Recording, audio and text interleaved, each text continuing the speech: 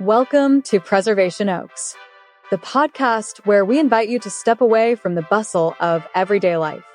Settle in and relax, and take a moment to leave the familiar behind as we explore the hidden gems of America that preserve our cultural past.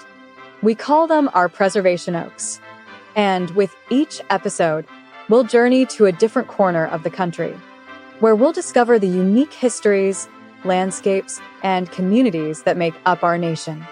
We'll visit with local museums, historical and genealogical societies. They are the stewards of these stories.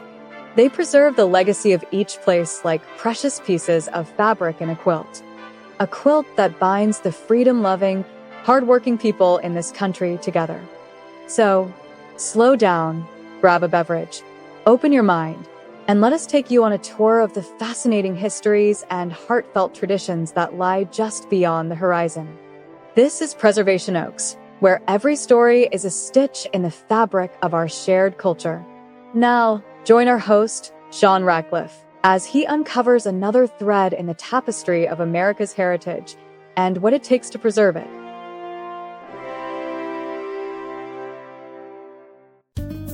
Hey everybody, welcome back to Preservation Oaks.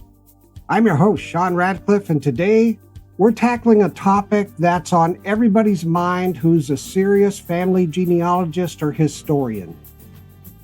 That is, how on earth does one take all the information you've collected and build a high-quality personal family website to share your family history with the world?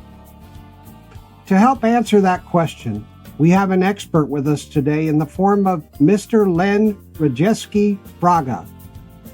His work on his own family resulted in a celebrated video and a book available on the website entitled Michoacan to Michigan, the story of the Fraga family. So stick around as we uncover the lessons learned from Len Rajeski Fraga. I'm Sean Radcliffe, coming to you from Salt Lake City, and you're listening to Preservation Oaks on MicroStream Radio, the podcast that connects you to the amazing history of museums, cultural institutions, and the people creating and preserving history across the United States. Before we begin, a huge shout out to all our listeners. We're very thankful for your support. You're helping us put a spotlight on the incredible people who protect and share our history. Please keep on crushing that like button, commenting, and sending your feedback to preservationoaks@gmail.com. All right, let's get started. Today, I'm so honored to be joined by Len Rajeski Fraga, the creative mind behind thefragafamily.com, a compelling online archive celebrating a century of Fraga family history. Len is the oldest son of Margie Fraga and Leonard Rajeski Sr., and he's been married to Bev since 1976. He's a proud father and grandfather with daughters Claire and her husband Patrick, Tess and her husband Matt, and granddaughters Mia and Lily, all part of that rich family tapestry. By profession, Len is a seasoned freelance media producer and director, one who has not only produced and directed home movies and documented his family's stories, but also led and taught video and film production in the Huron Valley schools. He produced and directed the Fraga family documentary, Michoacan to Michigan, which premiered at the Detroit Institute of Arts in October 2019, chronicling his grandparents Valeriano and Martina's migration journey from Mexico to Michigan in 1919. Len then took this mission digital, founding thefragafamily.com, a beautifully built web repository featuring multimedia interviews, home movies dating back to the 1970s, digitized documents, audio archives in English and Spanish, private family forums, and much more. With the support from dozens of volunteers and donors, Len has taken oral history and genealogy to a new level, creating a resource for use of Fraga family members and a model for community-focused storytelling. In today's conversation, we're diving deep, not into the migration 100 years ago, but into how Len built this vibrant, privacy-minded, and multimedia-rich digital archive, the planning, the technology, the family collaboration, the challenges, and the lessons he's learned along the way. Whether you're a family historian, amateur archivist, or aspiring storyteller, this episode will offer insights you won't want to miss. Now, this is the Preservation Oaks Podcast, episode 102, with Michoacan de Michigan and Mr. Len Rajeski Braga. Len, welcome to the program. Hey, thanks, John. Well, I want to say I'm so thankful you're here, and I'm looking forward to learning all about how you did your website and how you put it together, because I always get overwhelmed with the complexities and all of that stuff. And it's great to see a website like yours, and I'm really looking forward to learning about it and letting the audience know how it was done. Can you provide a brief overview of the story of your family's migration from Michoacan, Mexico to the United States and Michigan? Sure, I'd be happy to. And I'll keep it brief because there's so many nuances. Basically, they decided to leave Mexico in the late stages and aftermath of the Mexican Revolution, and it was going on in 1917, 18, 19. And they lived in a small ranch type area in Michoacan, Mexico, which is not far from a large city now, Morelia. And there was, as often happens between the revolutionaries and bandits and other conditions, their whole life was disrupted. And basically, he and his family was threatened at some point if he didn't give the bandits and people there more livestock and things that they were demanding, and actually was threatened with his life. So my grandfather, Valeriano, and his wife, Martina, decided they had to leave. And so we don't have a lot of details, to be honest, but they left. They worked their way to the border. They crossed at Laredo, and they worked their way up to San Antonio, Texas. It took several months. Worked on various farms and things along the way. And the whole crux of the story revolved around that time in San Antonio. This is 1919. And there were recruiters from Michigan, sugar beet farmers, recruiting Mexicans to come to do work on the farms up near Saginaw, Michigan. And this will come back later in the story, but the recruiter was coming through and saying, "Do you want to go to Michigan?" And my grandparents really didn't know English at that point, and they heard the word Michigan and mistook it for Michoacan. And then that actually became the gist of a family story, that they got on the train and they thought they were going back to Michoacan when in fact they weren't. Come to find out, that's the reason for the film I created, was finding out really what was the story. And they did find out from another fellow Mexicano there that no, they weren't going back to Michoacan, they were going to Michigan, and there was work there and it was a good place. And so they actually had, I believe, 11 or 17 train cars that went north to Saginaw, Michigan. And then the whole Fraga family story unfolds from there over decades. But that was the gist of the migration.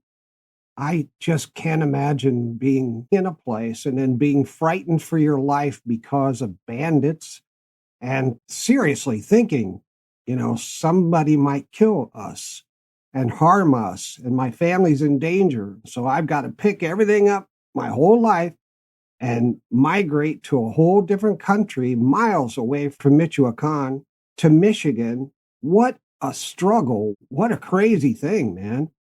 And then parts of that story were kept alive in our family. Not that they would sit down and tell us, lay it all out. It would just come to us as kids in pieces over time. And so just keeping that alive, only, I think, to help their children and their grandchildren have some perspective of where we come from, our roots. Yeah. And when did you start asking questions about your genealogy? to your family. Did you actually know Valeria and Oh, those? yes. Our grandparents were still alive, and I was born in 1951. I should have these dates a little bit better, but we actually spent a lot of time with them Oh, over the good. years. They ended up having their first farm up in Imlay City, Michigan, which is kind of in the thumb of Michigan.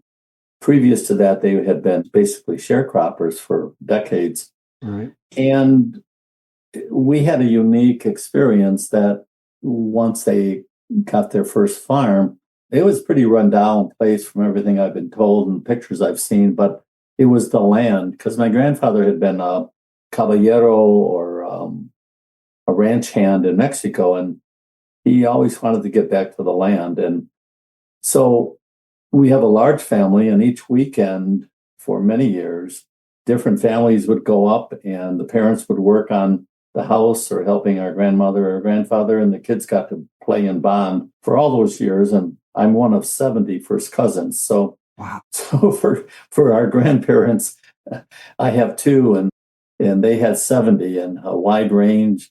And so, yeah, I got to spend a week on the farm, and we had an amazing experience. So anyway, I don't really have a specific point that I can point to. Yeah. But it hit me at some point that the story of Michoacan, Michigan, did they know or not know that they were going to a different place? And so I was teaching video production at the time, and I realized there's a story there.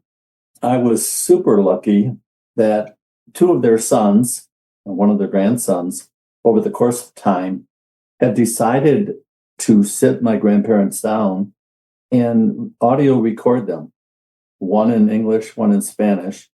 And that resource will come back again and again throughout the course of our conversation, because there's nothing like having people tell their own story literally in their own words. And so that started me on a long journey. I'm guessing that was in the late 80s, mid 80s, 1980s, that I chose to take on the film project, which then turned into other things over time. So it was just built into our family oral history to a point without, just bits and pieces over time.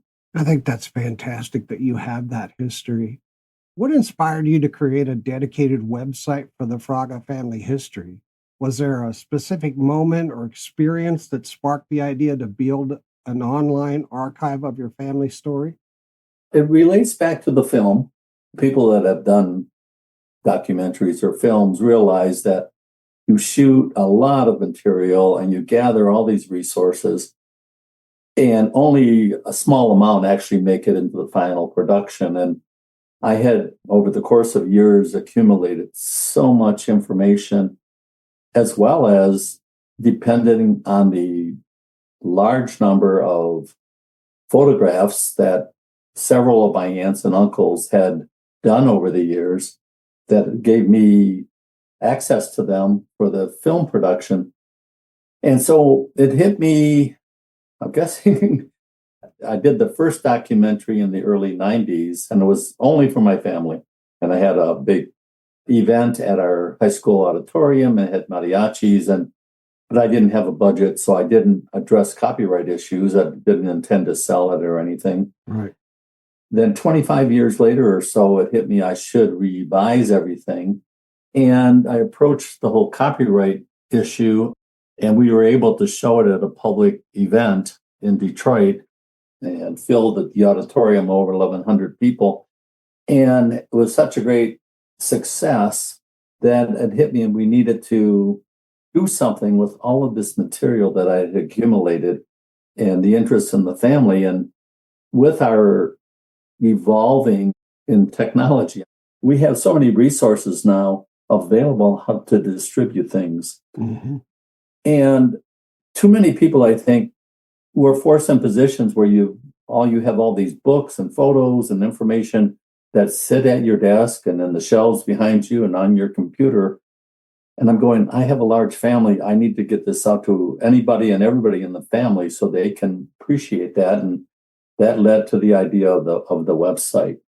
Um, so I just needed to share all of this information with as many family as were interested, and it was a natural progression to start the website. Very cool. Prior to building the fragafamily.com, how were you and your relatives preserving or sharing your family's history? And what made you decide that a website was the right platform to take those efforts further? Woven in all this story, as most projects are, you get the idea and then you start working through it. And then by taking steps, it leads to other steps, and there's not always a direct path. So what I did was, again, decided to build on the efforts of so many in the family who had already done some of this work. One of my uncles, who was the youngest of them and coincidentally was my godfather, had done the most with assembling photos that he would gather going back to the late 1800s of our family in Mexico and then here. And he would share them on CDs with the rest of the family from time to time. And he'd gather them from other family members. And so I was building, his name is Daniel Fraga. And Uncle Dan was one of the primary sources, as well as several other aunts and uncles, that, again, they were doing it on a limited basis, and I took it and then expanded it with the new technology. Again, the website, to me, I can't think of a better way to widely make materials available and easily accessible. It was just, to me, a natural next step. Yeah, absolutely. Especially with the interest in your family, your elders, I guess, and your respect for those elders. You wanted to get that out there. I just kind of culminated in not that long ago, sort of the whole idea behind the movie Coco. For those who have seen it and those that haven't, it's an animated film. It's for kids, but Disney does such an amazing job, from what I can tell, of truly researching the subject matter of Dia de los Muertos, the Day of the Dead. Yep. And they respected it, they explained it well, and the whole idea, and other cultures have done it as well, they find ways to remember their relatives, the people who have gone before, and try to keep their stories alive. And again, the website, to me, is one of the best ways currently we have to keep people's memories alive. Yeah, absolutely. Before we had this technology, we all had to do it word of mouth from family member to family member, from generation to generation, or else it would be lost. And things change, and oral histories are so complicated because, as we all know, it's the famous telephone game or exercise where there's so many versions. In fact, going back to my film, I was interviewing my aunts and uncles and getting their parts of the story and all this. And then I realized at some point there were versions of the story, and who would I go with, and what kind of craziness I might cause by going with somebody's version as opposed to someone else's. And at that point, I decided, wait a minute. I've got the words from the two key people in their own words. And I went back to that. Yeah, go back to the source. Yeah. To the recordings as my basis. But in the meantime, all that other information I had accumulated was also important. And I'm going, well, that's another thing I wanted to get out there, is all the people who contributed other stories that didn't make it into the film. Right. Now, once you decided to build the website, what were the first steps you took? Did you start by organizing all the materials, learning web design, recruiting help, or something else? I would say it's not as many people have said. If you knew beforehand what it would take, you probably wouldn't have started. But I guess I have been involved with technology off and on in many different ways for a long time. And I thought I knew a lot about these kinds of technologies because I had taught video production. Well, I found out that there is a little bit of transference, but it's a whole different creature. And one thing I'd suggest is that take inventory of the resources you might have before, as you contemplate any project. We are really lucky that we have a very large family. I'm one of 70 first cousins, and we probably have somewhere in the neighborhood of 300 or so current family members. And we're a relatively close family. We have annual reunions, picnics in the summer coming up in a couple of weeks. And then we have a Christmas get together. And so we're somewhat aware of each other. Here we have family newsletters that allow us to kind of tell as people are graduating or different jobs. So I'm just naturally networking, and I remember those kinds of things. So what I did was I said, as we got ready to promote the big showing of the film, this is in 2019, I reached out to one of my cousin's kids who knows a lot about websites, but from another whole standpoint. And he built a website for me that served the purpose of promoting the film and some reservations, things like that. So then when I decided to do a separate website for the family archives, I approached him again. His name is Bill, and he lives in Ohio. He said, well, you have a couple of choices. If he built that website from scratch, and for me to come along and try to learn and maintain, it just was not going to be feasible because of the level of knowledge and experience you need for that kind of a website. So he recommended we look at WordPress, especially at the time. It was one of the most comprehensive, relatively inexpensive or free ways to build a website. So you have the basic templates, and other companies have built plugins and support products. And so I took his suggestion and decided to use WordPress. What starts happening is, as you start down that road, I also realized that he's a relatively young guy. He's got a family with 2 or 3 kids that are young and active, and he's got a job, and I could not be bugging him too much. Right. So you start looking for other ways to get support. And I guess it's a step-by-step learning process. I reached out. I even used Craigslist to try to find support. It's very hard, at least it was for me, to identify someone who I could pay and was reasonable with this little family website. Eventually, I did find someone, and it was helpful starting it. But then, like often happens, they get busy, and we're a small project, and it just wasn't quite working.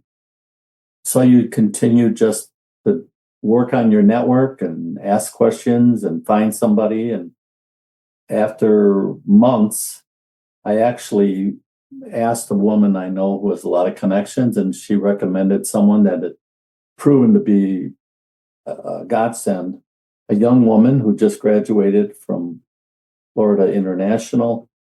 She actually grew up in Mexico. They moved to the United States when she was young. She interned for the woman web support, and she agreed to take me on as one of her first clients. Oh, cool. And it worked perfectly. That, she was very reasonable, knew her stuff, very responsive. And ultimately, I built a small infrastructure support group where her name is Sophia. I come up with an idea, and she knows the system well enough to get things started for me, and teaches me how to then add the content. And very patient.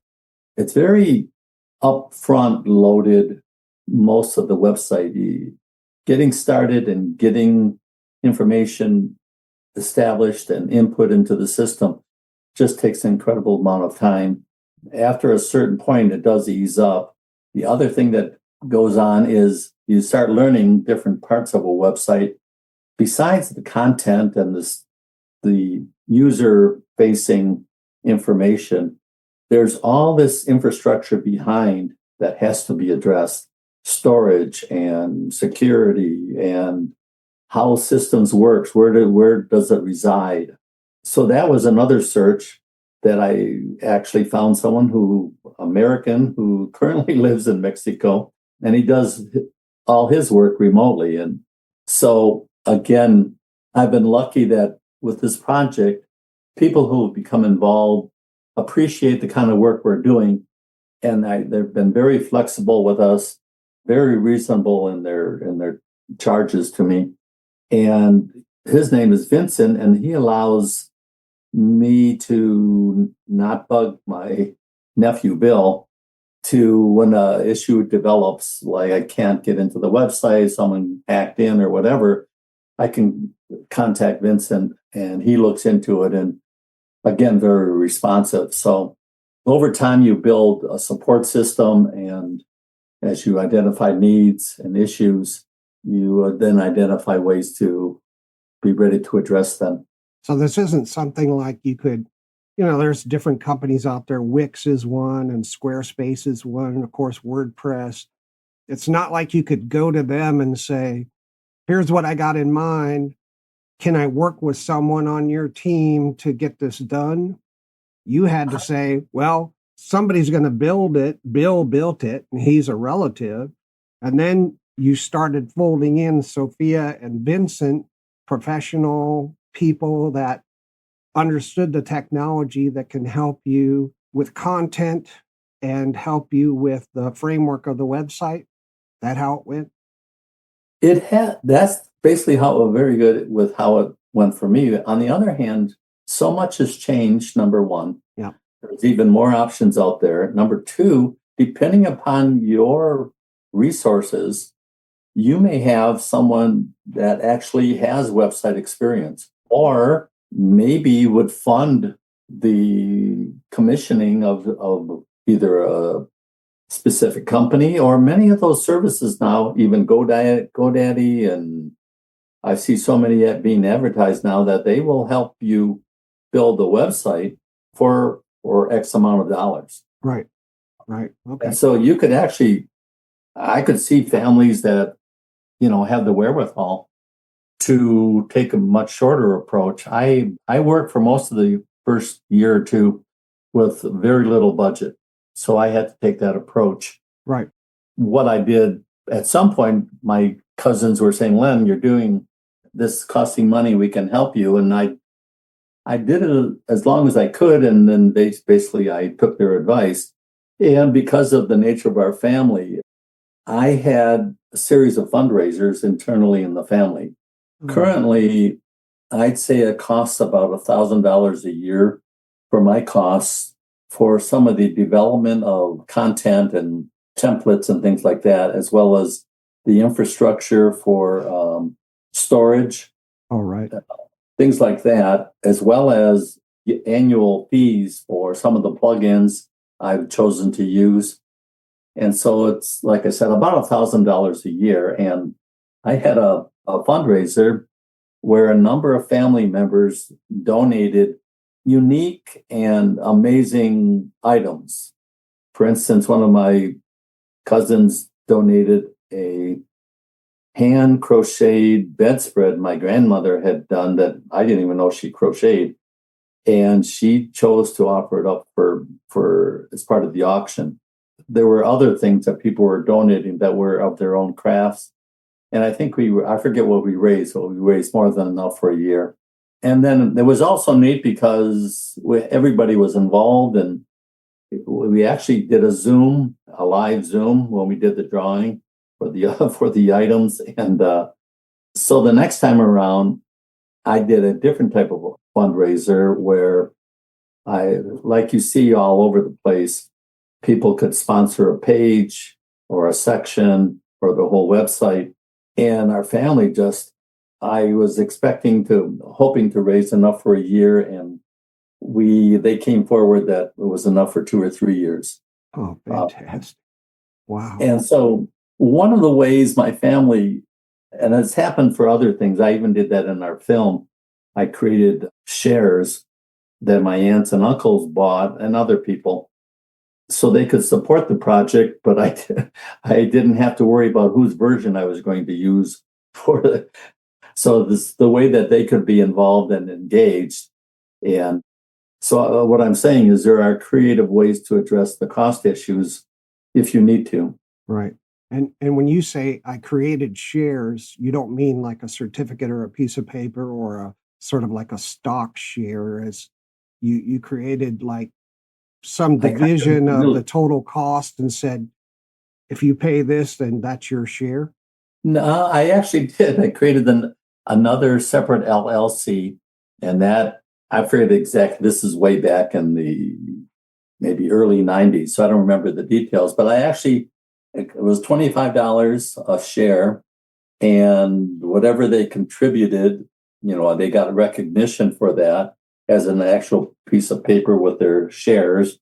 They got a nominal, they got credit in the film, and was one other thing I can't remember, but it was more that they were supporting the project. And what happens with these low to no budget productions that I'm used to is you take the money and you do with it what you can and throw in some of your own, whatever you're prepared to do. But you find other ways to address the cost aspects that those funds may not cover. So yeah, we raised maybe a couple $1,000, but anybody that ever deals with film know that production can range from a few hundred to hundreds of thousands of dollars. Look at a 30-second commercial. So yeah, absolutely. All right, now's a great time to provide everyone with the contact information for the Fraga family. The family website is available if you do a search for thefragafamily.com. Fraga is spelled Fraga. Their email is thefragafamily1919@gmail.com. The book about their family is available on their website. It's entitled Michoacan to Michigan, An Immigrant's Journey. It was written by Daniel E. Fraga. The book is a unique, special hand-bound edition of the narrative of the story of Martina and Valeriano Fraga. In addition to the original narrative in English, this work has also been translated into Spanish. Now back to Sean and Len. Thank you. Now your website, when you built your framework and so on, but you in the background have all these photos and videos and audio recordings and documents spanning decades of history. How did you organize and integrate all those different types of media so that the site is both comprehensive and easy to navigate? Were there any tools or strategies that help you manage such a variety of content? That's an ever-evolving issue, and I approach several of my relatives who have experience with libraries and cataloging and all kinds of things. And the hard part is doing that after the fact. If the photos didn't have that information right at the beginning and got entered, the problem is you're balancing getting the content on as much as you can, as fast as you can, but then how much you slow it down by trying to describe it and label it as you're putting it in. My hope would be over time to go back and address that with getting volunteers and teaching them how to look at a photo and how to add that information and input it. But in the meantime, I went with getting it on, and then I grouped them in categories. And from time to time, I will enter information because there are ways with a website, if you purchase the right plugin, to add search features as part of that. And my grand scheme at some point would be to develop a core of people to help me do that.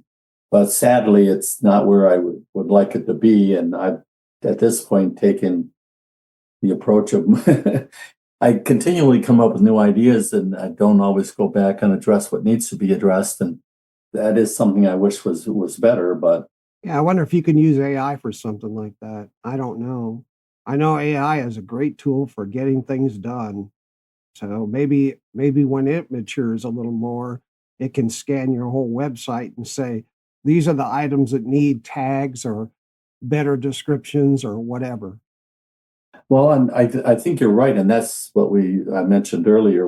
Some of the stuff I went through, I think already have changed, and that's only in 3 or 4 years. Right. And as AI develops, yes, I could see that, or there'll be somebody that creates that product specifically for things like this. I try to keep abreast, but I put these challenges out to friends and family, and people sometimes are aware of products or ideas that that I'm always willing to explore. Oh, yeah. That's got to be one key is communication and talking with people all the time about how to improve.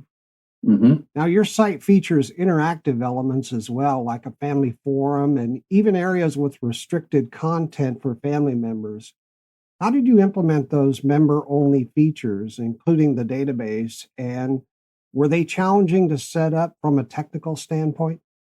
Actually, as best I can tell, it's relatively easily done. The challenge is getting people to actually register. And my family, there's a wide range of technical literacy. And many of them will just go and not take that extra step. But when you build a page or a post, there are settings you can go to that you can restrict access based on how they are listed as a subscriber. So I have family, family friends, trusted visitor, and you check who has access to any given section or page or whatever you want. So that part's pretty straightforward. The challenge is getting people to register, but that's their choice. I guess I leave it until they have a need to go further. Yeah, that's something that I had to realize too in my work on my family was not everybody is interested, you know.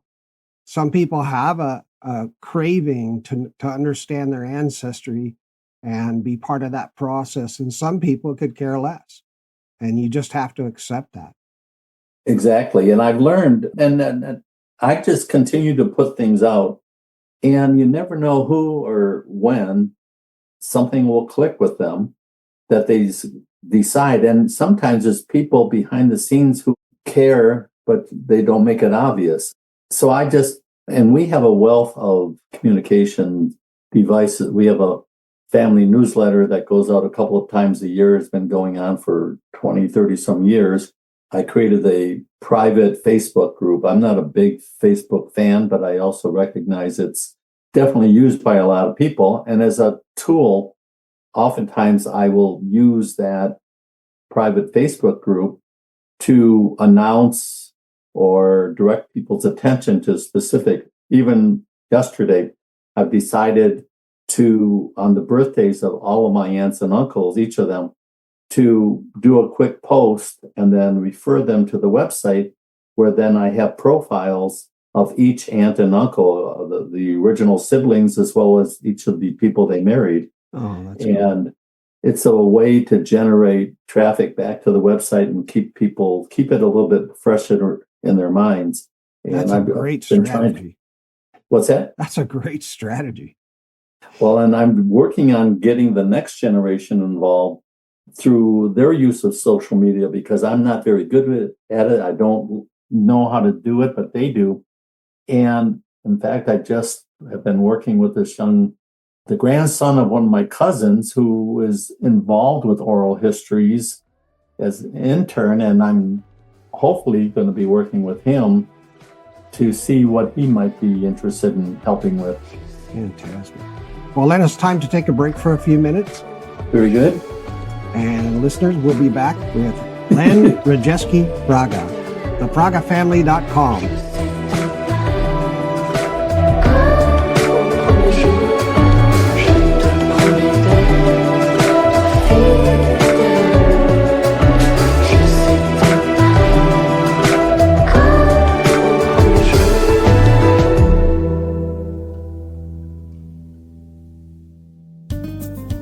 In 1919, a young couple left the hills of Michoacan, Mexico, in search of a better life. They arrived in Michigan with little more than courage, resilience, and a dream. That journey, quietly heroic, sparked a legacy that spans generations. Now their story is told in a powerful new book, Michoacan to Michigan, An Immigrant's Journey. Written by Daniel Fraga, this deeply personal narrative traces the real-life experiences of Valeriano and Martina Fraga, an immigrant couple who carved out a life in the heart of the American Midwest. Through vivid storytelling, historical photographs, and oral histories preserved by their descendants, the book offers a window into the Mexican-American experience and the enduring power of family, faith, and determination. This isn't just one family story. It's a reflection of thousands of untold journeys that helped shape America. Whether you're passionate about genealogy, interested in immigration history, or simply looking for an inspiring read, Michoacan to Michigan is a book you'll never forget. Now available directly from the official Fraga Family History website at thefragafamily.com, where you can also explore rare photos, home movies, and oral interviews curated by Len Rajewski Fraga, the family's historian and multimedia archivist. Celebrate the stories that built our nation. Discover Michoacan to Michigan, An Immigrant's Journey today. That's thefragafamily.com, where history lives. Hola, si es nuevo en los Estados Unidos o es de ascendencia hispana, querrá ser voluntario y apoyar a su sociedad histórica o genealógica local. ¿Por qué? Porque ahora eres parte del tejido de Estados Unidos, y estas sociedades quieren ayudar a contar tu historia familiar y tu historia. Si desea que su cultura se conserve como parte de nuestra historia estadounidense, eche un vistazo a su área y conéctese con su sociedad local. Estarás contento de haberlo hecho. Gracias. Please consider supporting your local museum, historical, or genealogical society. For the price of a pet armadillo, a mango, or a small pizza per month, you can support them so they can continue their mission within the community. And if you join as a member and volunteer, you can have a lot of fun helping and learning. It's a win-win. Thank you. Hey there, are you passionate about history, genealogy, and preserving the stories that make America unique? Preservation Oaks is looking for a collaborator, someone who shares our mission of honoring local historical and genealogical societies across our nation. This podcast is volunteer-based, purpose-driven, and deeply rewarding. If you've ever wanted to be part of a meaningful project that highlights the unsung heroes of preservation work, this could be your moment. Whether you're interested in co-hosting, producing, researching, or learning the ropes behind the scenes, we'd love to hear from you. Reach out to us directly at preservationoaks@gmail.com. Let's talk about carrying this legacy forward together. Thank you. And now, here's a little nugget for you. Every moment shapes our future. Every artifact, every story in our historical society or museum is a testament to that. Volunteer today and be part of preserving our past. And now, back to Preservation Oaks.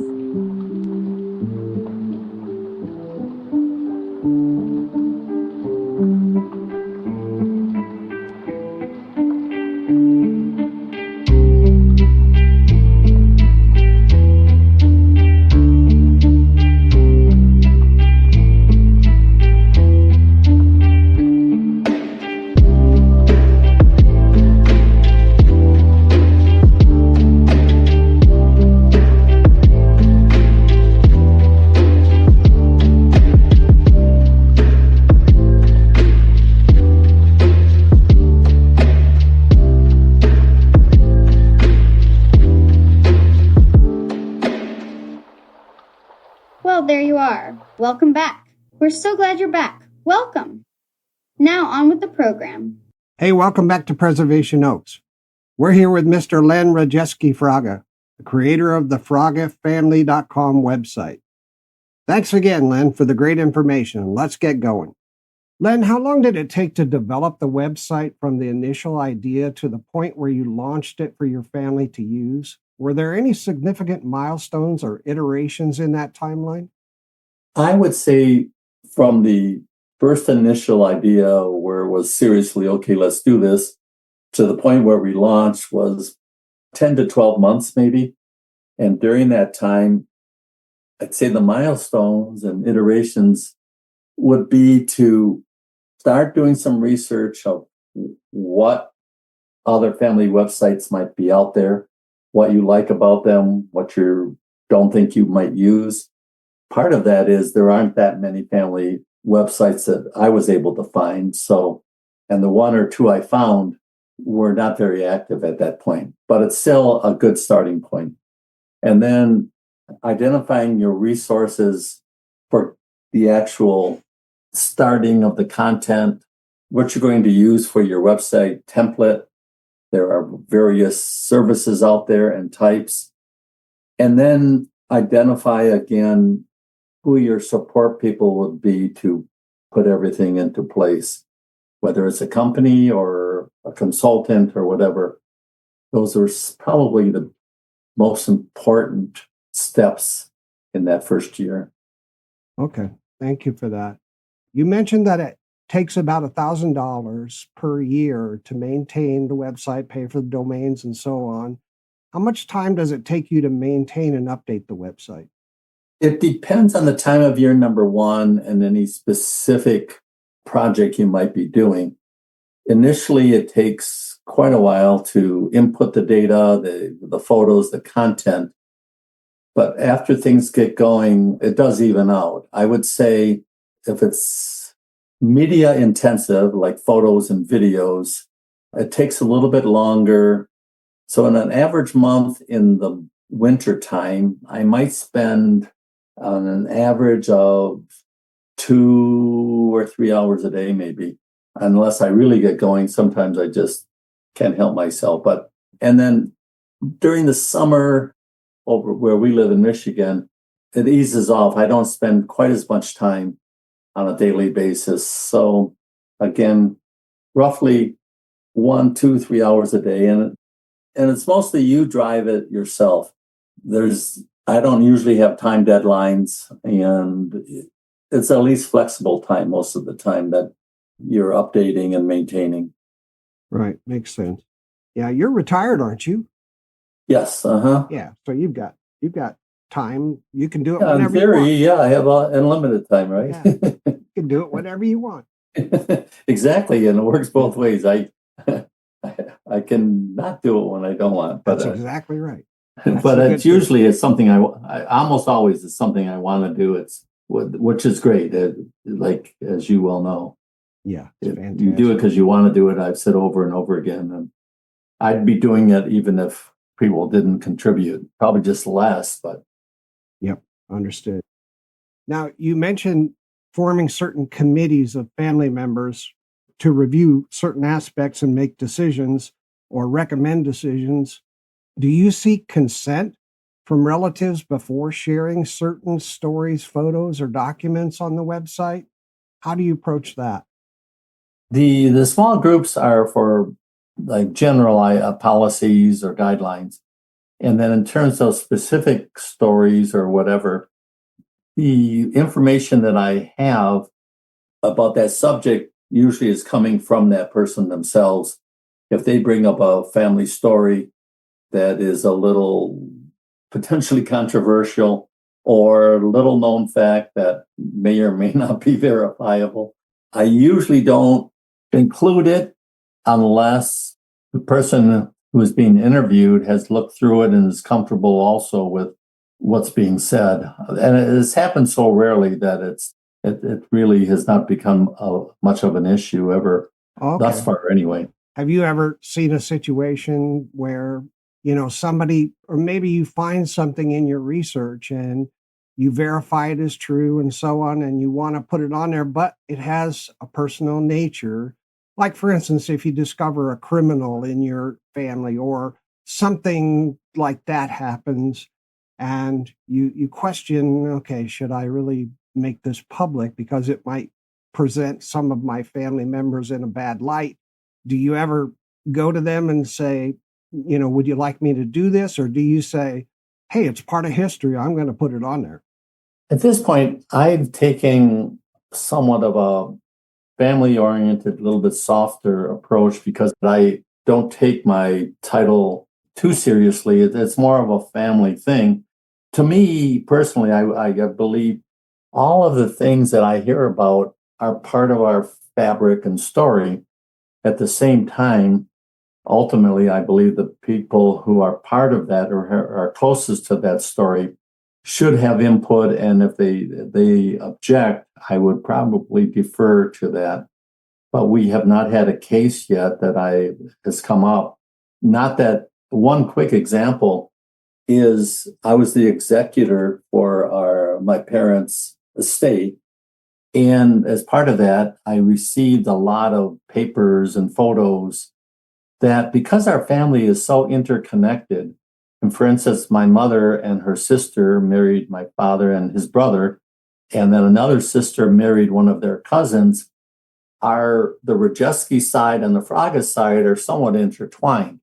And then so many people know so many individuals. I respect what these other families who have married into the Fraga family bring to it. And so I chose to post the Rajewski family collection on our website because some of the things there relate to some of the Fragas. And there were a couple of postcards or notes or letters that my dad wrote from World War II that they're not really controversial. They're just more interesting little anecdotes that could almost border on that, but they're not.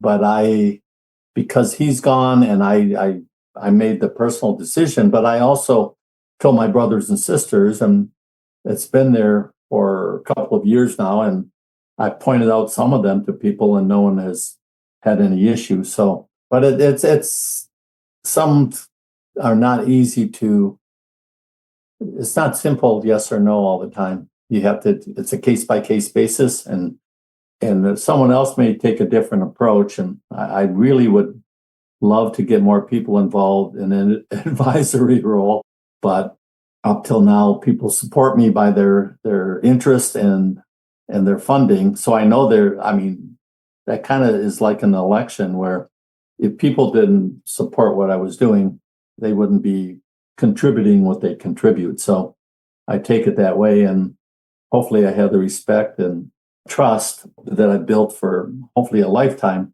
that allows me to make those decisions. But I do take them seriously. Len, how did other members of your family contribute to the website project? Was it a collaborative family effort to gather stories and media, or were you leading the charge and then getting feedback from others along the way?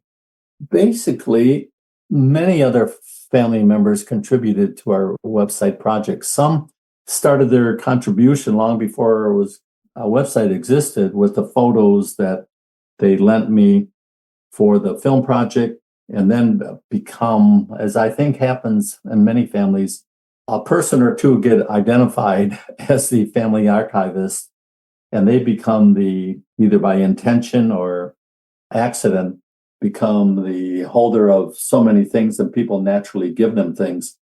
And so that started happening to me. So the photos and the stories came from many, many sources.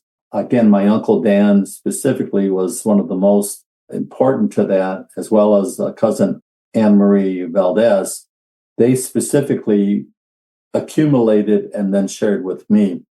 The other thing is, I've been getting other people involved with gathering the information. Quick example was, I talked about the farm at the beginning of this, and it's an icon in our family, quote, the farm. And we all had our perspectives over many years, but I was interested in the girls, the female perspective of what went on at the farm when the female cousins got together. And so I asked one of my cousins who lives in California to do a Zoom with 3 or 4 or 5 of the older female cousins that are still around. And she did an amazing job of getting their stories. So I guess between the photos and documents and things that people have given me, people have been starting to contribute with actually interviewing others to get the stories. Wow, that's very cool. Very cool. You are really generating some interest there in your family. Yeah, it's fun to watch. I've learned to try to let go if people will pick up things. So I'm looking forward to more involvement over time. So when you first released your website, your finished website, what was your family's reaction? Did having this online archive change how family members engage with your shared history? For example, did it spark new conversations or inspire others to contribute more?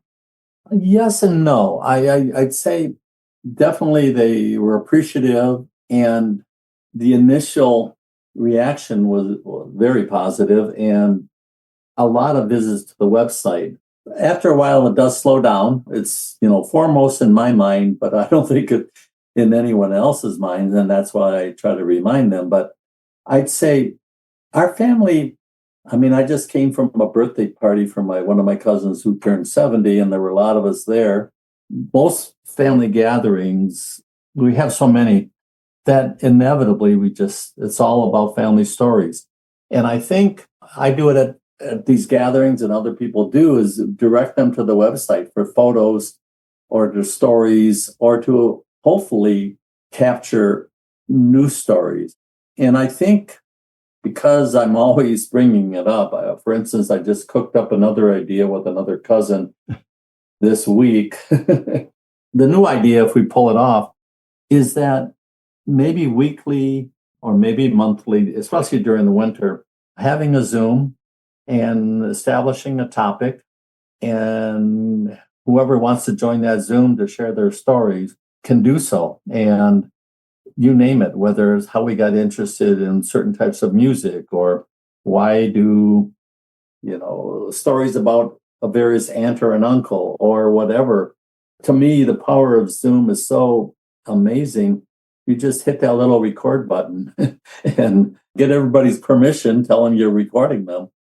And you can gather stories so easily. Yeah. So I'm hoping to build on that concept. Oh, one other quick thing. Our family picnic reunion is coming up in a few weeks. It'll be our 42nd.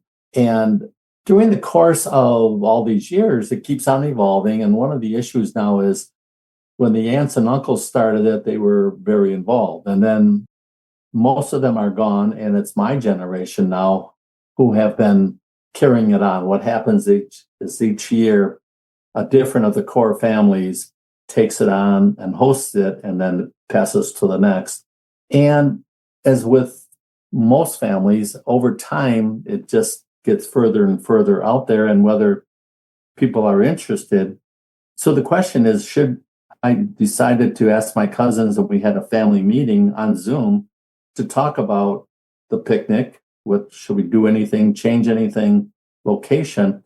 And it was a neat way to get everybody physically there, well, virtually physically. And I think the use of these technologies can help keep the family alive, have input, and even gather stories. Yeah.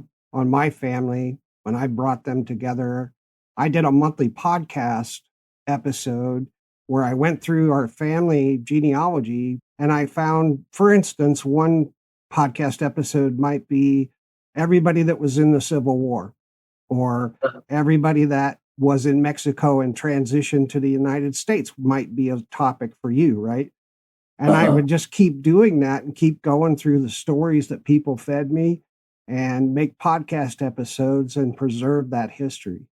Do you think there's a big difference between the podcast and a Zoom? No, I don't. Okay. I think your method brings out more of a personal touch where people can now add in additional details that you didn't have.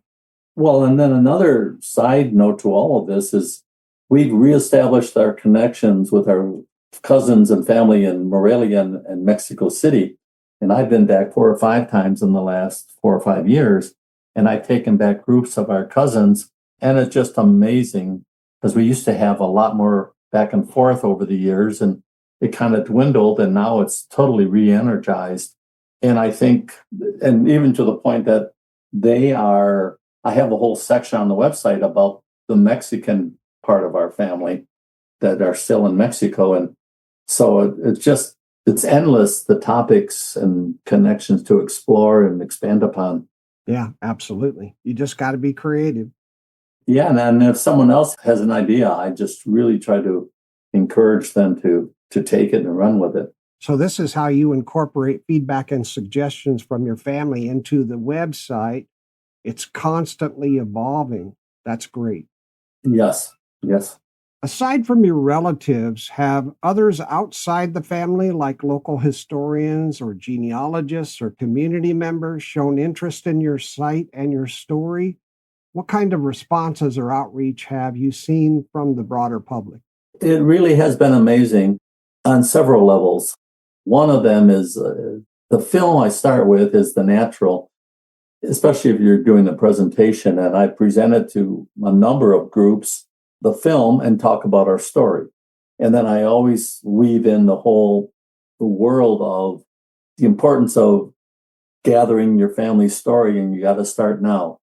Over time, it's actually morphed into specific interest. I'm currently working with 2 or 3 different groups and projects that are gathering oral histories in the state of Michigan. Everything from a very localized small town internship that I'm overseeing the young woman who's doing a video project on oral histories in Imlay City, to a statewide group that is gathering oral histories in 3 pilot communities. And then on top of that, there's another group doing local history stories in Southwest Detroit, where our Mexican American community is quite strong. And so I'm finding I don't know if I just have missed it all these years, or maybe all of a sudden there seems to be a major resurgence with gathering oral histories. StoryCorps obviously did some of that with NPR, but it goes obviously much deeper. Right. And I'm aware of many initiatives, and people have reached out to me, I guess, because how do I put this? I did it because I wanted to, and I didn't realize how much it touched people, the film itself, which led to the whole world of oral histories as well. And it's made an impression on people, which has led to these other contacts people have made with me. Absolutely. I mean, it's a part of American history, this part of our history where there's an immigrant story to tell, and there's a success story in your family of immigrants coming and building their future here in the United States. And I think that's a wonderful story for history. Oh, and then, like you said, it's specific. On one hand, it's our story, but what makes it so personal is my grandparents' own voices and words. But at the same time, it resonates with a large part of the population. Yep. With the themes and the struggles and the importance of being part of the fabric here in other families shines through, and people, it seems to have struck a chord on many levels. Well, I've been trying in many of my episodes on this podcast to encourage the Mexican community to preserve their history and to start working with local historical and genealogical societies in their communities to make sure that they record their histories. They're a part of America now and a part of the community, and they need to make sure that local historical society reflects their heritage.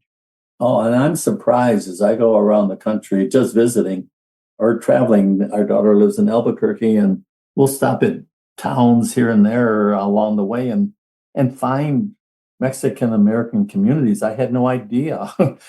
Dodge City, Kansas, or little town out in where was I? In Arkansas, I think. And part of my message to people is, if my 2 uncles could do it and my cousin with reel-to-reel audio recorders and what all it took to do that, and now we have those little thing called smartphones, that the quality and there's no excuse not to start capturing stories. Yep. And once you get into it, hopefully it just inspires you to continue to do more and improve on the quality. But you got to capture it now. You don't know when that person's going to be gone or can't remember or whatever. That's right. So, absolutely. And more historical societies, to their credit, are getting involved in trying to capture these stories of the Black community, the immigrant community, Mexican community, so on and so forth. America is a fabric, and you've got to tell the whole story.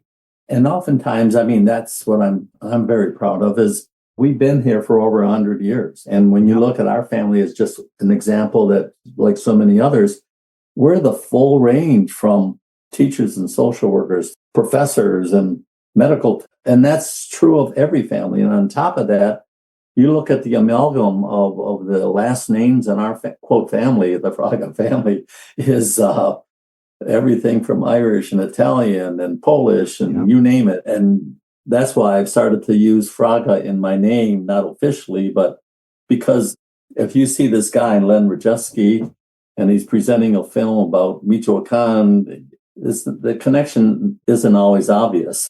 So I think as you learn more about each person's heritage and their combination of histories, family histories that led to who they are now, it's just a deep and rich history that more people should know about. That's why I love America. And once again, we'd like to provide the contact information for the Fraga family.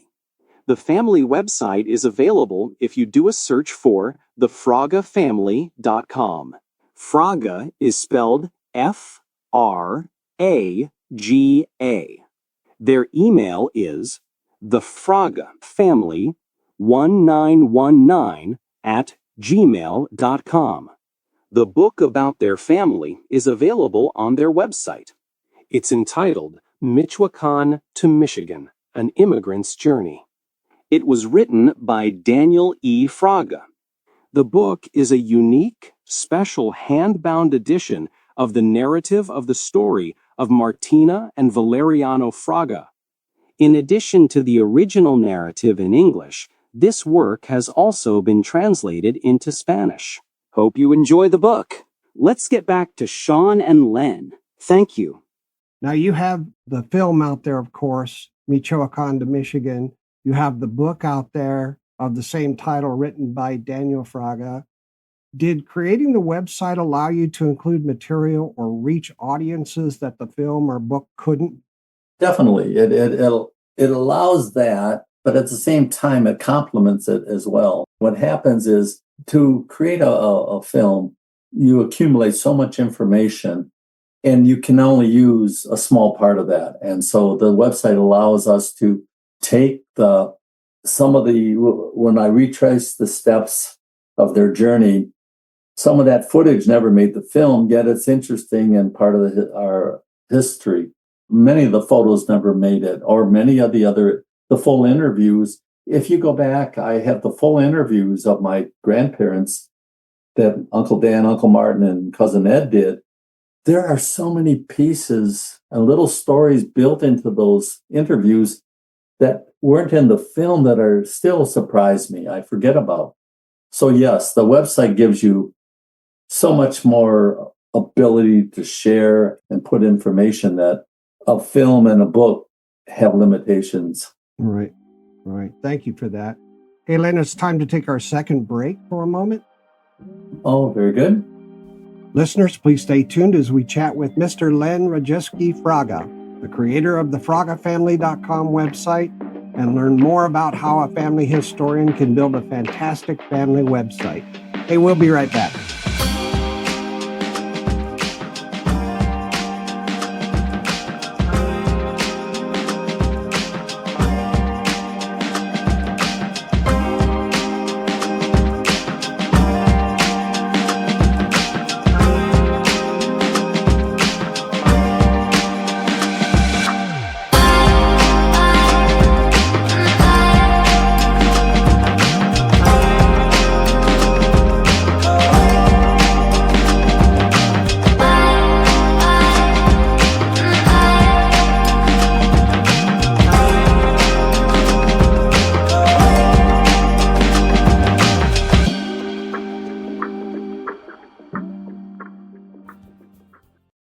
Every family has a story, but not every family takes the time to preserve it, protect it, and share it with the world.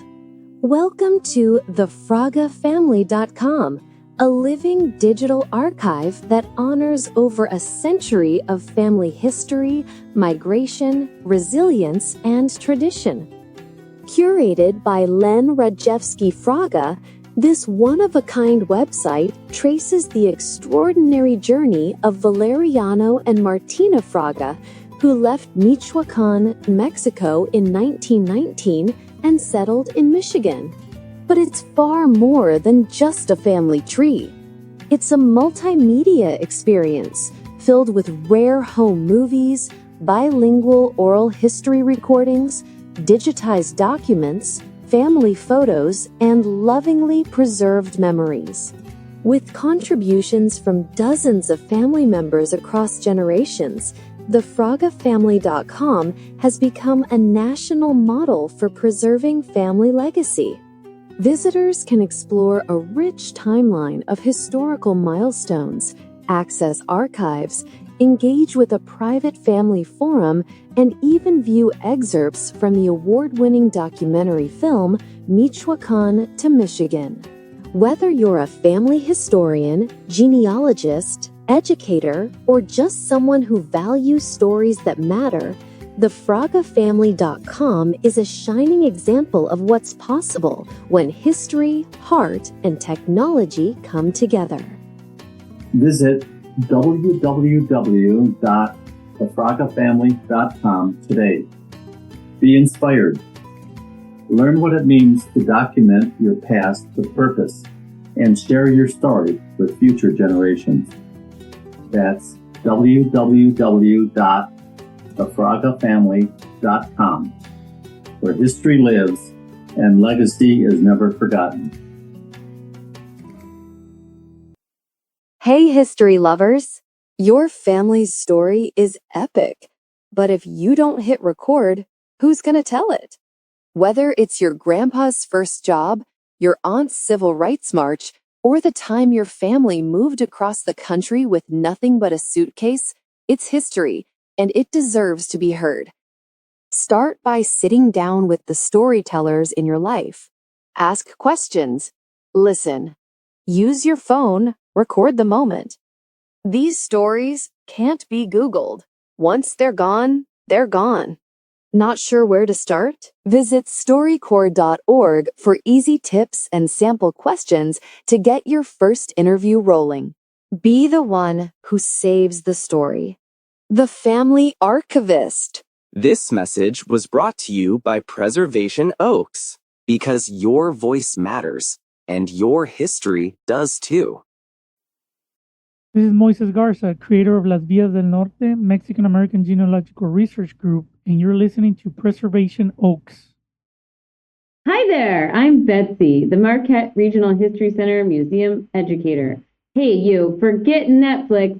I binge listen to Preservation Oaks with Sean Radcliffe for epic adventures every day. This is Ron Wanamaker, the president of Preservation Burlington. I enjoyed being a guest on Preservation Oaks with Sean Radcliffe. This is Olga Liskiewski, the Executive Director of the Ukrainian American Archives and Museum. For engaging discussions on history and preservation, I tune into Preservation Oaks with Sean Radcliffe. Aww, I'm so bored. There's nothing to do. You could help fold this mountain of laundry with me. No thanks. I'd rather stare at the ceiling. All right. Time for operation and boredom. You want real fun? I've got a better idea than folding socks or watching paint dry. What kind of idea? How about traveling through time? Uncovering secret family histories. Exploring cemeteries. Learning how robots are saving old buildings. Wait, what? That sounds awesome. Welcome to the world of Preservation Oaks, the podcast that makes history cool again.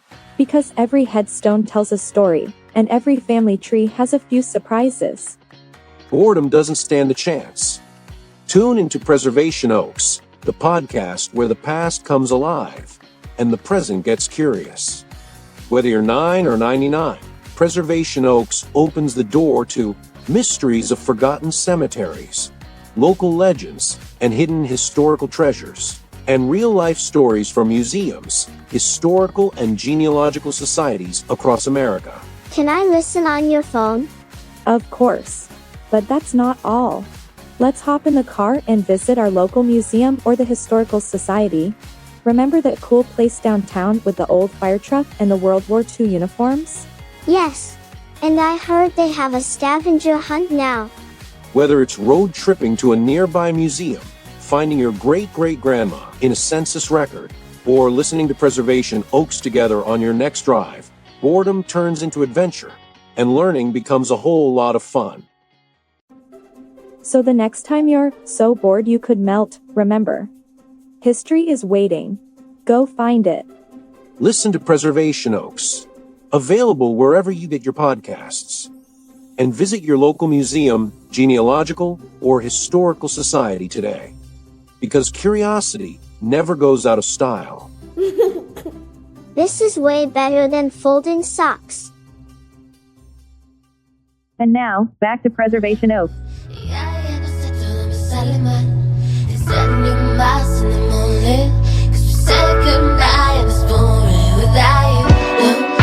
Baby, I still see deep. I miss you more in the morning.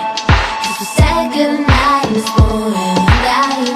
Lonely baby, I still see deep.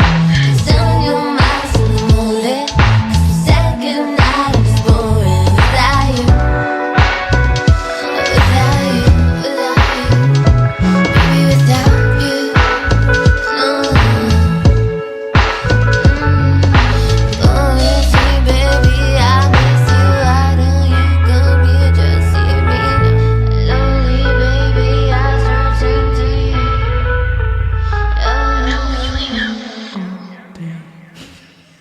Welcome back to Preservation Oaks. We're here with Mr. Len Rajeski-Fraga, the creator of the FragaFamily.com website, to learn more about how a family historian can build a fantastic family website.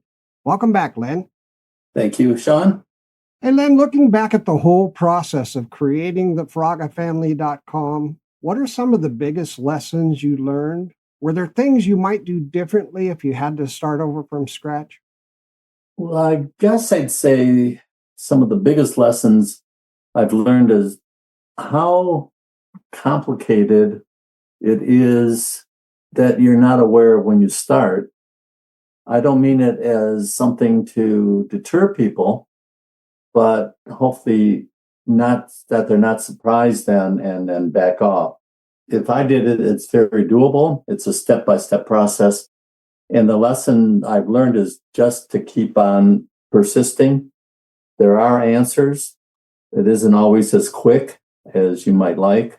And again, if you have resources that you can access, it might go even a lot smoother than happened with me.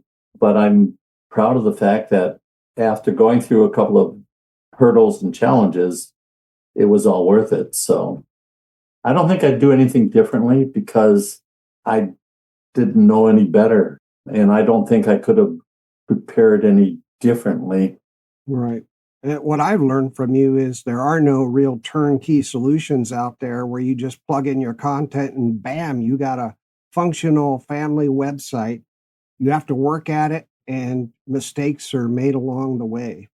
Yeah, unless you have unlimited budget, and there might be somebody out there with that, you could pay somebody to build it. It wouldn't maybe have the same personal character or whatever. And then again, even that might be addressed. But generally speaking, most people, I don't think, have endless resources. So yes, it's very doable. And you've mentioned a lot of these along the way, but I want to give you an opportunity just to step back and look at it from the 50,000 foot level.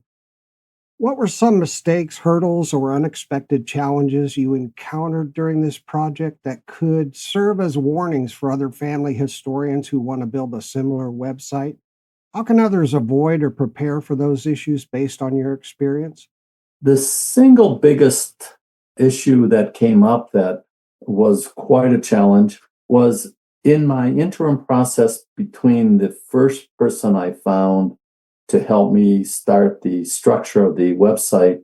Then as he his business got more involved and I had to move on, I was searching to find someone to take that role. And I ended up going with one of these online resources where for website support, and it's international, and you go on and you say what you're looking for and what you're prepared to spend. And I put those parameters in there, and I had a response from somebody in England, and things were going along fine until something happened. This person started accusing me of trying to steal content, and I ended up having to get an arbitrator within the system. Oh, wow. And eventually it all got worked out. But I guess as best you can, vet anybody you want to do business with. Obviously, a personal connection, a reference, a recommendation, a referral is best. There's a lot of people out there who say they can do things that they may or not be able to. And then second of all, the person behind it also is a factor. So I would try to avoid, if possible, working with anyone or a company that you can't vet properly to your satisfaction. Right. So be careful, buyer beware, in other words. Yes. I'm sure there's many quality ones out there, but there are some that aren't. And yes, vet if you can. Yeah. Thank you for that, Len. No, not at all. Now, if somebody approached you today, Len, or there's someone listening who has a wealth of family history information and wants to share it online, what would you suggest as the first few steps to get started? One of them, it sounds self-serving, but I'd say take a look at our website. And if you can find any other family history websites, and find the things that look appealing to you or of interest of importance to you, to use that as your base. There may be things that you find that you are not even aware of. To share online, I guess you have to be careful. As we kind of hinted at earlier, Facebook, I don't think is necessarily, or those kinds of services are intended for that kind of use. I've heard too many horror stories with Facebook, and why I usually avoid it most of the time. You have some control with a private group, but even that is, I think, marginal. So I'd be careful of just generally sharing it online. And who knows what Facebook is mining out of that, right? Correct. And even I thought I heard they changed their user agreement or something, and I just didn't want to spend a lot of time trying to keep up with Facebook's changes. So yes. Yeah. Who knows if you can trust them at all? And not only that, but if you can trust them, if you go through the pain and agony of trying to get answers, and then you get some answers that you find them satisfactory, 6 months later, they may have changed. Yes, I agree. And that's true with most online services. So you'll want to find a place that you have as much control as possible, and that's where the website comes in. But it's hard to share online carefully unless you can control it yourself. And I say the first step is do some research and see if there's something out there you like, and potentially it wouldn't hurt to try to keep up with what's going on in the business. And this may have advanced enough to someone might be providing a service. Now, are you still using WordPress? Yes, that's still our base. Are there any other specific tools or platforms or resources you'd recommend to others for building a family history website or digital archive? I think there are some. I haven't done much research lately, but one that served me well at the beginning, there's something called Elegant Themes, I think, Divi. You pay for it. It's hard to describe to me. It's a basic template with many variations for the look of your website, I guess is one way of putting it. Okay. And I've liked it a lot. I ended up paying a lifetime subscription, one price for lifetime, and they have many templates. They're always putting out new information. Seems to be a quality company. I've had great luck with it. So it's called Elegant Themes and Divi, D-I-V-I. Okay. And then if there's specific things you're interested in, simple searches sometimes are helpful, or if you find the right resource person, they may be aware. For instance, genealogy software. I haven't pursued that too much, only because we have a very basic family tree, and that hasn't gone to the degree that many families have. I wouldn't be surprised if there's something specific out there for genealogy and a website. You don't use Family Tree Maker or use Ancestry.com to have an online tree? I haven't yet. The Ancestry and the 123 and those, I personally actually have had my concerns, so I haven't done them. But Family Tree Search, yes, I've done a version of that and then I'll do a screenshot. I haven't gone to the degree of seeing there might be better ways to use that, but I have been impressed with Family Tree Search, helping to build a family tree and genealogy. But I don't know how that would interface with a website software. Yeah, I don't either. I know that when you purchase Family Tree Maker, and there's Legacy as well, that it plugs right into FamilySearch.org, and it plugs into Ancestry, so that as you're entering people into Family Tree Maker, it automatically goes out and does a search across records that you have access to, that you've paid for access to, in order to get more detail into the history of that particular person that you're working on. Well, I was super impressed with how quickly it populated, and I still get information. I guess I just have, if people investigate that, whether you have the right to use that information on a website or not. And then number two, is there a format that it gives you that information that makes it easily displayable on a website? Yeah. Because like I said, what I've done is screenshots, but those are limited.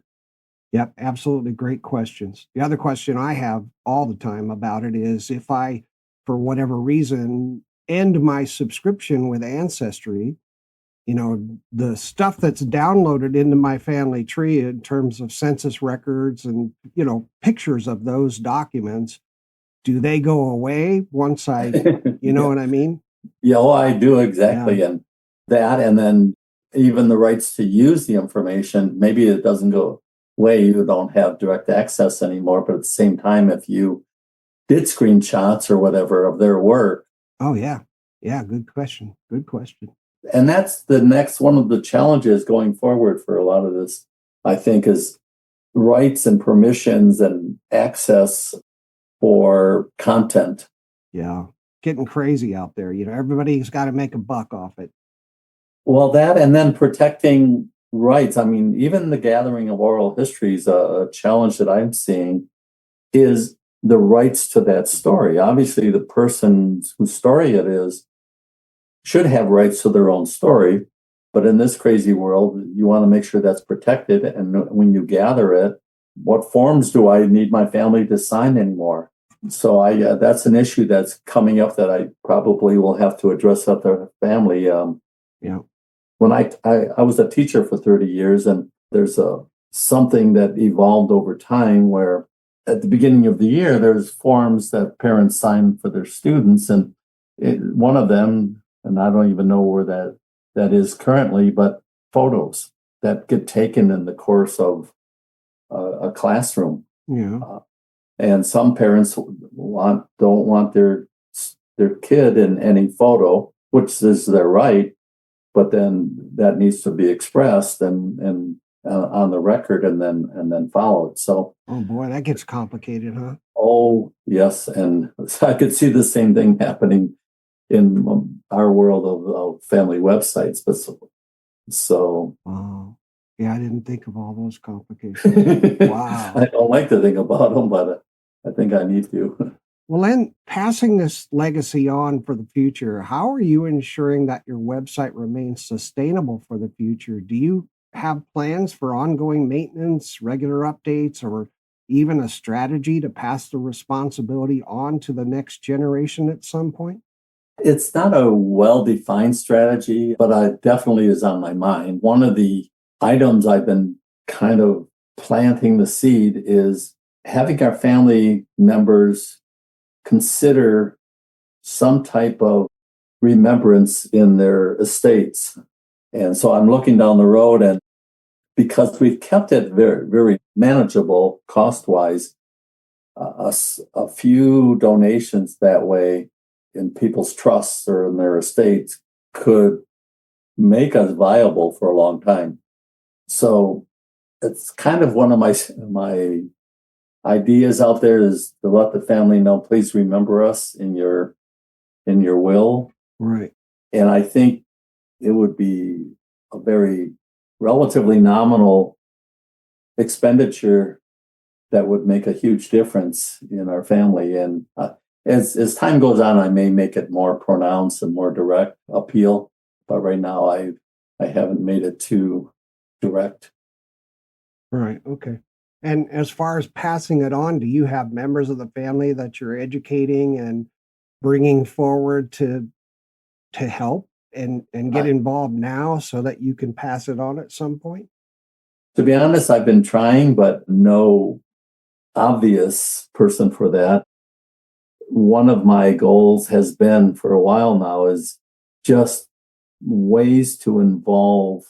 What I've done is created a reference structure in our family because some of our generations kind of cross lines age-wise.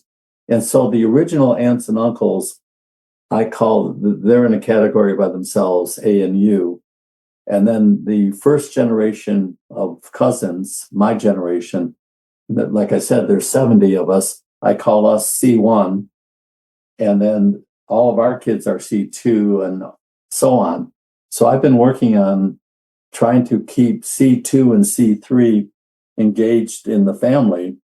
So that's my hope there, is finding a person or two or three to take on parts of the website. So I was looking at that, thinking about it and saying to myself, well, those young folks are going to be so busy with their lives transitioning into college and going on with their careers, they're probably not going to want to dedicate time to doing something like that. So maybe the sweet spot here is finding people that are at that age where they're about ready to retire or they've just retired and they're looking for something to do. Yes, I totally agree. My general appeals haven't quite.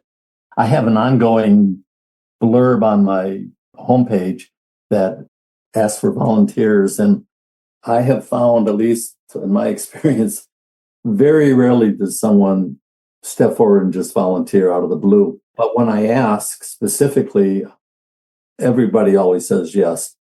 So I think I may have to find a person or two or three and approach, recruit directly. them. Because yes, I agree. That's the most likely prospect. On the other hand, people surprise me all the time. Oh, and absolutely. I'm open to that because, as you've said, your background is in genealogy. And if that hits you, whatever age, sometimes, people are starting on these pursuits even earlier, but that'd be more of a long shot. I think you're right with that population demographic that you were talking about. Yeah. Well, good luck with that.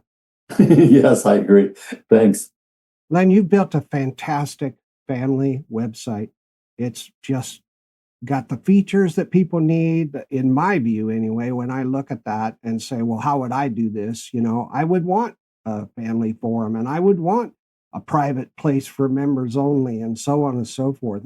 And the work you've done on oral histories, what part of this entire project are you personally most proud of and why? I would say the interviews and life histories that of my grandparents and then all of my aunts and uncles. And I hope over time, as many family members that want to be part of that, is their names, unless you start reading about their stories. And there are so many anecdotes and so many little stories about each individual and what they have brought to the family. And they don't always come from their children. Sometimes it's a niece or nephew that remembers stories and incidents. And that's why I've made it a priority to make sure that the life story of each person is hopefully in our website somewhere.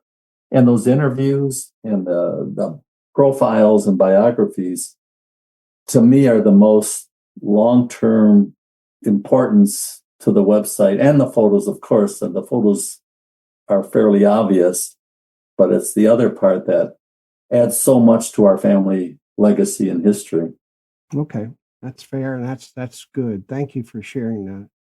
No, I encourage my family. That's why I started the recognition of each person's birthday, to remind them to go back and learn about their aunts and their uncles at this stage.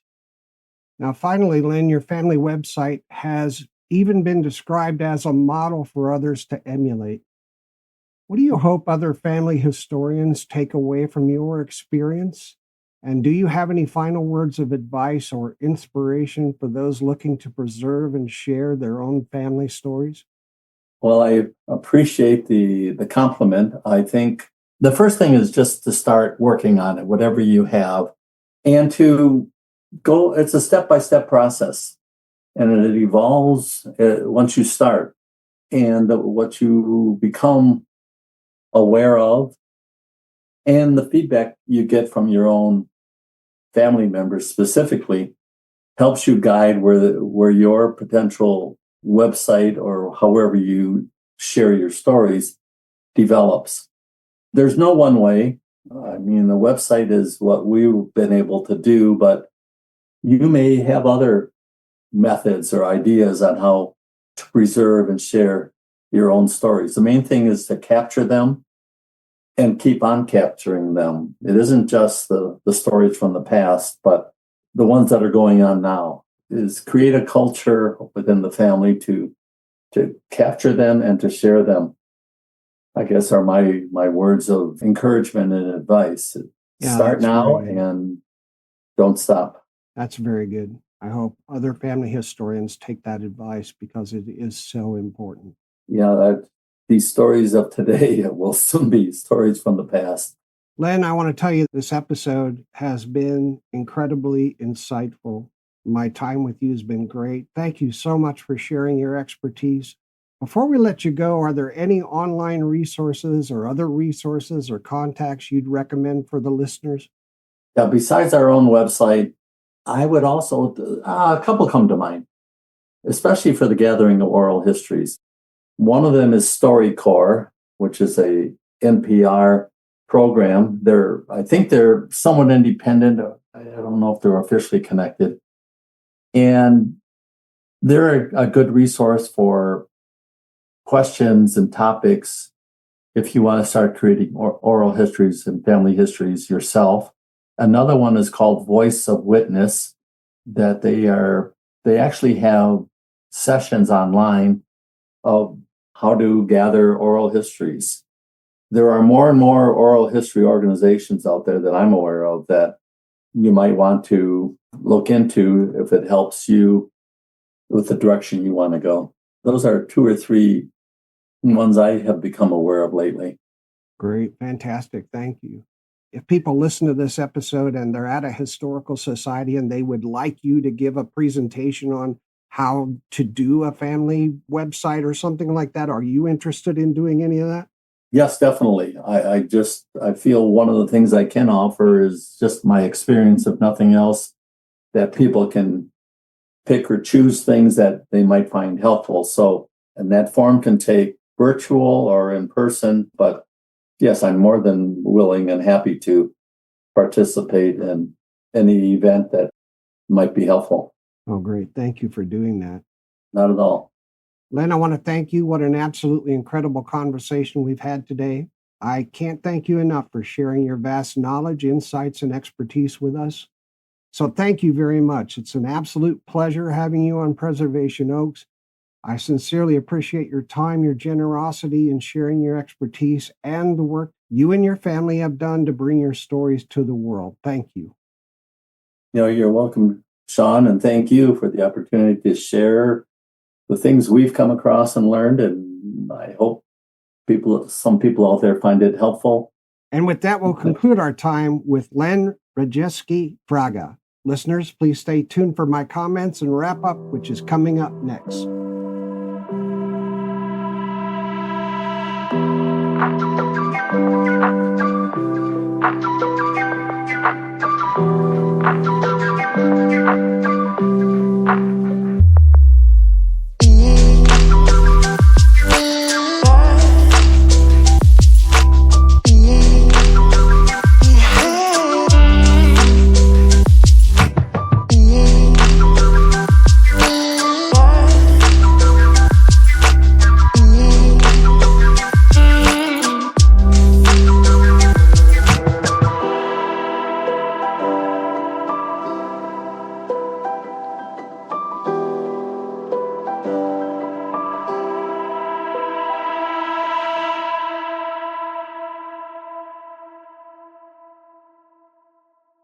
Hey, welcome back. I hope this episode has inspired you to start building your own family website or at least helped in some way. Thank you for joining us for this important discussion on the Fraga family, Michoacan to Michigan. We hope today's episode inspired you to think about how sharing your family history impacts not just your lives, but also the legacy you leave behind. As we've learned, there's a layer or two of complexity. But this work also opens doors to fascinating stories, opportunities, and a deeper understanding of your family history. Hey, we'd really love to hear from you. If you've got questions related to this topic, or if you have stories about your own experience sharing your family tree, please send them our way. Your experiences could provide valuable insights and encouragement to others navigating similar situations. I'd like to thank once again our guest, Mr. Len Rajeski Fraga, who shared some very important, timely information today. And to all our listeners, thanks for tuning in. If you enjoyed this discussion, be sure to like, subscribe, leave a review, and share the episode with anyone who might find it helpful. Until next time, keep exploring, keep uncovering, and keep preserving those family stories. If you're interested in being a guest on our program, if you have a family website to share with others as an example, or if you have any questions or comments, please feel free to email us at preservationoaks@gmail.com. On the next episode of Preservation Oaks, we'll be chatting once again with renowned genealogist, author, educator, and presenter, Ms. Diana Chrisman Smith, on the topic, Piecing Together Your Ancestry, Proven Steps to Success. You won't want to miss this one. Should be a great episode. Well, I hope this information has helped. As usual, if you have any questions or comments, just email us at preservationoaks@gmail.com, or you can connect directly with Len at thefragafamily1919@gmail.com. That's a wrap for this episode. Music used today is from Cymbalbird, Hits Lab, Premium Beat, Odd Vision, Sync Hits, Nickistan, and Scott Holmes. Hey, this is Sean Radcliffe. See you all next time on Preservation Oaks. And until then, keep on giving and keep on living the good life. Microstream Radio is a registered trademark. You can visit at www.microstreamradio.com. This broadcast is owned and copyrighted by Microstream Radio. It cannot be rebroadcast, downloaded, reproduced, copied, or used anywhere without the written permission of Microstream Radio. Preservation Oaks starring Sean Radcliffe originates in Salt Lake City, Utah.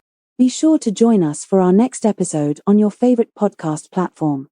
This is Sonia Maxwell speaking. Preservation Oaks has come to you through the worldwide podcast platform Podbean, and our home is preservationoaks.podbean.com. Hopefully you found today's episode useful, informative, and thought-provoking. If so, please like, comment, and subscribe. Remember that being free means being free to be curious, and that historical and genealogical societies and museums allow us to discover the past, be free to explore, where curiosity opens every door. Thanks to everyone for listening. Stay cozy, curious, and keep exploring the incredible stories that shape our world. Remember to cherish and support the preservation of history in your own communities. The content of this program is provided for educational and informational purposes only. Some material included in this program may be copyrighted by third parties. However, under Section 107 of the U.S. Copyright Act, the doctrine of fair use allows the limited use of copyrighted material without requiring permission from the rights holders when used for purposes such as education, criticism, commentary, news reporting, teaching, scholarship, and research. These uses are legally permitted even if they might otherwise constitute infringement. If you wish to use copyrighted material from this program for purposes beyond fair use, you must obtain permission from the copyright owner. If you believe your copyrighted material has been used in this program in a way that does not qualify as fair use, please contact us at preservationoaks@gmail.com. Thank you.